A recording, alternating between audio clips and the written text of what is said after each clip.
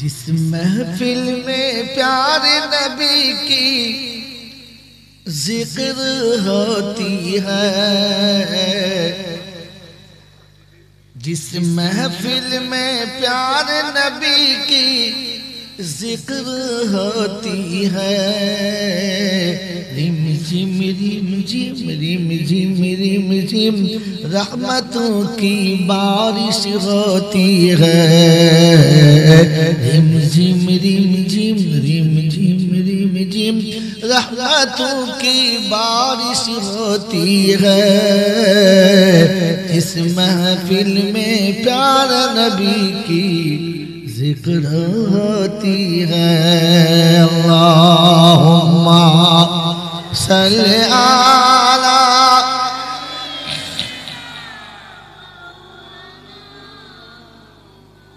व अला आलि सय्यिदिना। अल्हम्दुलिल्लाह, अल्लाह पाकेर लाखो शुक्रिया, তিনি আমাদেরকে নিরাপদে নিশ্চিন্তে সুস্থ শরীরে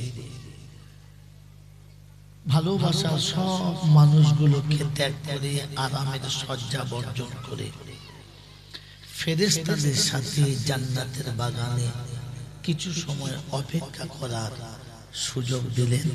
আর আমি আপনি সুযোগটাকে সৎ ব্যবহার করতে পারলাম, এজন্য মুক্ত কণ্ঠে কৃতজ্ঞতা স্বীকার করে বলি আলহামদুলিল্লাহ। প্রশংসার একমাত্র মালিক হলো আল্লাহ। তিনি ছিলেন, তিনি আছেন, তিনি থাকবেন।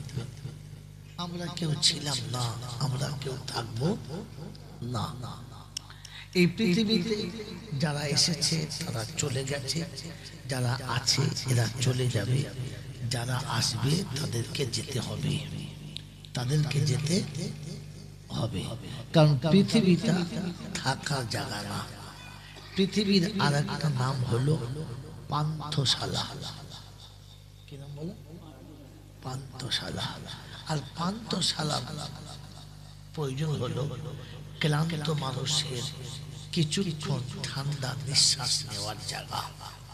পথিক চলতে চলতে ক্লান্ত হয়ে গেছে, দূর সফরের মানুষ ক্লান্ত হয়ে গেছে, কিছুক্ষণ সময় একটু স্বস্তির নিঃশ্বাস নেবে। এই জায়গাটার নাম হলো পান্থশালা। পৃথিবী সেটার নাম। এই পৃথিবী হলো ক্ষণিকের বস্তু, আসছে যাচ্ছে, আসবে এবং যাবে, আসবে এবং যাবে। যে যেমন এসেছে তাকে তেমন যেতে হবে, এটা কথা নয়। আসবে নিজ নিজ গতিতে, যেতে হবে তার গতিতে। এসেছি সিস্টেমে, দাদা এসেছে, আব্বা এসেছে, আমি এসেছি, আমার বাচ্চা আসবে গতিতে। কিন্তু যাওয়ার ব্যাপারে কোনো গতি নেই। আমি চলে যাব, দাদু থাকবে, বাপ চলে যাবে, আমার বেটা থাকবে। যার যাওয়ার কথা ছিল সে যাবে না, আর যার যাওয়ার কথা ছিল না সেই চলে যাবে, সেই চলে যাবে। কারণ আসার সিস্টেমে আছে, যাওয়ারটা কোনো সিস্টেমে যদি বলে আছে নেই। কেন ভাই? জলসা বোঝার চেষ্টা করো। গত দুদিন আগে এসেছিলাম, যারা ছিলেন তাদেরকে বলেছি, আজকেও বলছি, জলসা বোঝার চেষ্টা করে। শুধু শুনে চলে যাবে না, শুনে যাওয়ার জিনিস ভুলে যাওয়া সম্ভব। এই জন্য আমরা যা শুনেছি ভুলে গেছি, এখন বোঝার চেষ্টা করি, বুঝে গেলে ভুলবো না। আসার সময় রুল ঠিক ছিল, কিন্তু যাবার সময় রুলটা কেন ঠিক রাখলো না? তিনি যেভাবে এনেছেন সেইভাবে নেবেন, যেভাবে এনেছেন সেইভাবে নেবেন, কিন্তু নেওয়ার সময় সেইভাবে নিলেন না। মেরে মহতব্য বুঝাবো এটা কেন? এটা কেন? পৃথিবীর কোন ফিলোজফার জানে না, পৃথিবীর কোন টেকনিশিয়ান জানে না, পৃথিবীর কোন বুদ্ধিজীবী জানে না। এটা একমাত্র কোরআনওয়ালারা জানে। আর কোরআনে এটা আছে, তার আগে নেওয়ার কারণটা মেরে মহতব্য বুঝাবো। পৃথিবীর প্রত্যেকটি মানুষ আমরা সব জানি, এবং সবাই মুখে বলি যেটা ওটা কোনো হয় না, আগে এটা রাখতে হয় এরপরে রাখতে হয়, তারা আর পড়বে না। প্রথমে ভুল তো ওই করেই হয়েছে।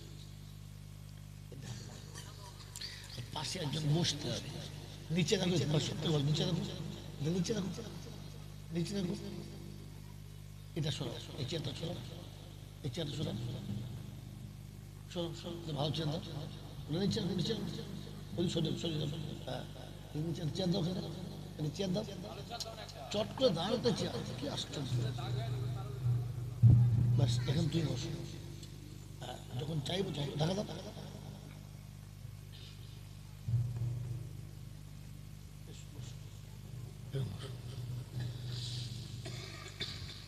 কি বলছিলাম,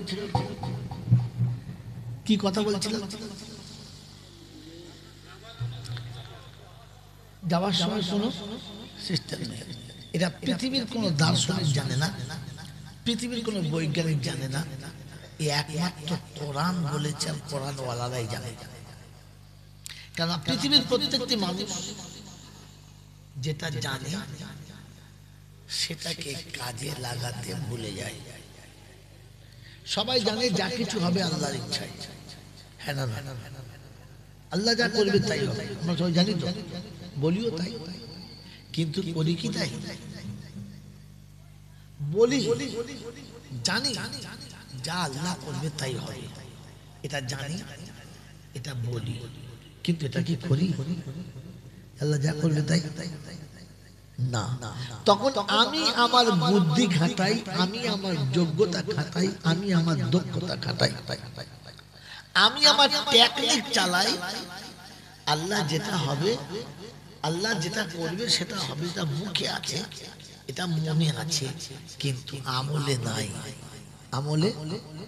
আমলের ব্যাপারে তখন কিন্তু ওসব ভুলে গেছি, আর আমি আমার দক্ষতা যোগ্যতা কাজে লাগিয়েছি, হ্যাঁ না? আল্লাহ পাক রব্বুল আলামিন বলে, বান্দা তুমি তোমার যত রকমের দক্ষতা যোগ্যতা আছে সব কাজে লাগাও, কিন্তু যেটা আমি চাইবো ওটা হবে। তুমি এখানে তোমার যোগ্যতা কাজে লাগাতে পারবে না। আল্লাহ চাইছেন যে বান্দা যেন বুঝতে পারে যে আমার ইচ্ছার উপরে হবে না, আমার যোগ্যতা দক্ষতায় হবে না, হবে তার ইচ্ছায়। একই মায়ের পেটে দুটি ভাই, একই মায়ের পেটে দুটি ভাই, একই মায়ের পেটে মানুষ হলো, একই স্কুলে দুটো পড়াশোনা করলো, একজন ব্যারিস্টার হলো আর একজন গরু রাখাল। একজন ব্যারিস্টার হলো, একজন বাগাল হলো। আল্লাহ শোনাচ্ছেন, আমি চেয়েছি যাকে হয়েছে, তুই চেষ্টা করে হতে পারলি না, তুই চেষ্টা করে হতে পারলি না। যদি মায়ের দুধের দামে হতো তো দুটো হতো, যদি মাস্টারের যোগ্যতা হতো তো দুটো হতো, যদি তার বিদ্যে আর বুদ্ধি তার ব্রেনে হতো তো দুটো হতো। একটা বাদ পড়লো কেন? আল্লাহ শোনাচ্ছেন, আমি যাকে চেয়েছি সে হয়েছে, আমি যাকে চাই নাই সে হয়।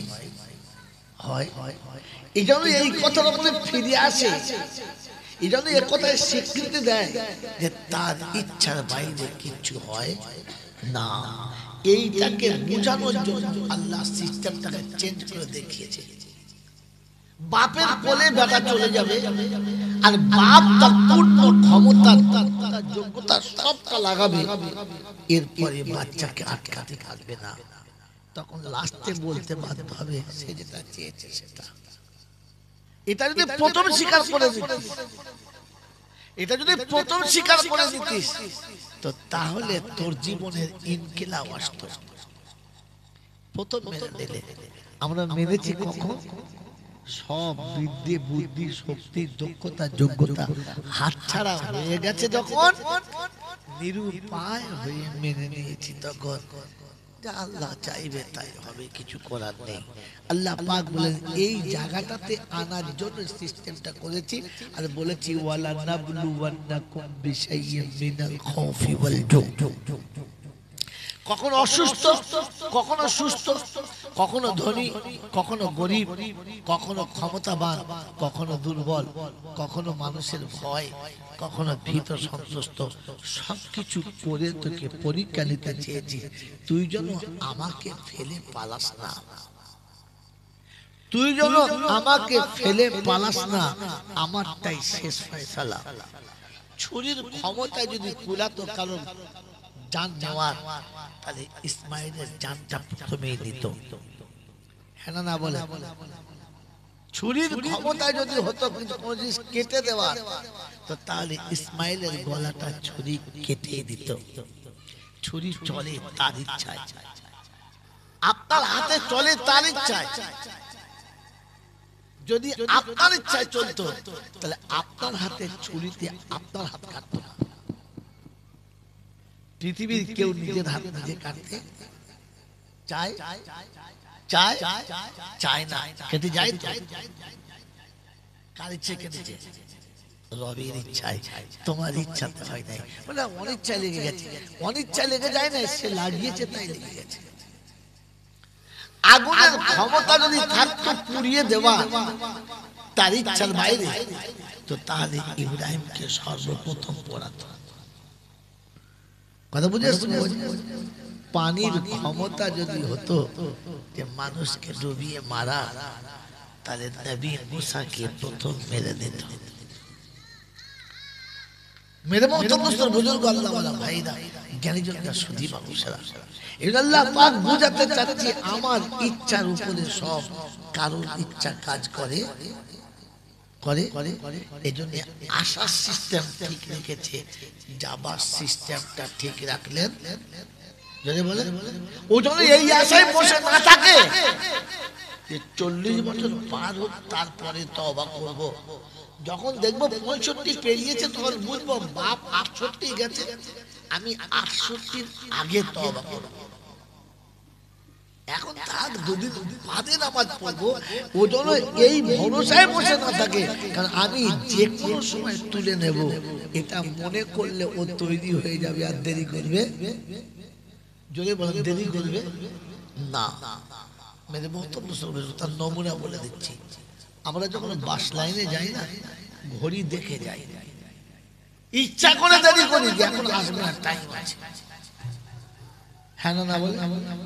আমরা যখন ট্রেনের টিকিট কাটি, আর ট্রেনের টিকিট কেটে আমরা যখন যাই, তখন আমরা নিশ্চয়ই টাইম দেখা পাই, 9টা 10-এর ট্রেন, তো ঠিক আছে, অসুবিধা নেই, 2 মিনিট লেট হবে কিন্তু আগে যাবে। হ্যাঁ না? আমরা যে কাজই করি আমাদের যোগ্যতা দক্ষতা কাজে একটু লাগাই, কিন্তু এয়ারপোর্টে প্লেনের টিকিট কাটলে টাইম থেকে 2.5 ঘন্টা আগে ঢুকতে হয়। হ্যাঁ না বলে? কেউ দেখবেন 3 ঘন্টা 4 ঘন্টা আগে ঢুকে গেছে, কারণ এনি টাইম আসবে আর চলে যাবে। কারোর জন্য অপেক্ষা করবে, কারোর জন্য অপেক্ষা করবে করবে না। মেরে মুহতরম দোস্তর বুজুর্গ আল্লাহওয়ালা ভাইরা, জ্ঞানীজনরা, সুধী মানুষেরা, আল্লাহ পাক শোনাচ্ছেন ফাসিরু ফিল আরদি। ওই প্লেনের টাইমের থেকে আমার আজরাইলের কাছে টাইমের দাম অনেক বেশি। আর আমি আল্লাহ বলেছি ফাইদা জা আজালুহুম ফালা ইস্তাখিরুনা সাআতান ওয়ালা ইস্তাকদিমুন। সেকেন্ডে আসবে নিয়ে যাবে, 1 সেকেন্ড আগেও নেবে না, পরেও নেবে না। এই সত্যটাকে মানুষের মনের কোণে বেঁধে দেওয়ার জন্য, এই সত্যটাকে মানুষের সিনাতে বসিয়ে দেওয়ার জন্য আল্লাহ পাক যাওয়ার সিস্টেমটাকে উড়িয়ে দিয়েছে, যেন সেই ভরসায় না থাকে যে এতদূর পর্যন্ত যাওয়ার পরে এইটা হবে না। দুধের ছেলে মায়ের কোলেও চলে যেতে পারে, মা কিচ্ছু করতে পারে না। বুক ভরা দুধ রয়েছে, বাচ্চা কোলে রয়েছে, আর মায়ের কোলে দুধ খেতে খেতে ঘুমিয়ে গেছে। মা মনে করছে বাচ্চা ঘুমিয়েছে, আল্লাহ পাক ওকে জন্মের মতো ঘুমিয়ে দিয়েছে। মা জানে না যে বিকেল বেলা আমার বাচ্চা আর কোনোদিন আমার মুখে চেপে দুধ খাবে না, এটা মাও জানে না, এটা মাও জানে না। মেরে মুহতরম দোস্তর বুজুর্গ, মৃত্যু মানুষের কাছে যখন আসবে তখন 2 রকম ভাবে আসবে। আমি আপনি জানি যে কোনো সময় আসবে, আর যে কোনো সময় এসে তুলে নেবে। হ্যাঁ না? জানি তো এইটা।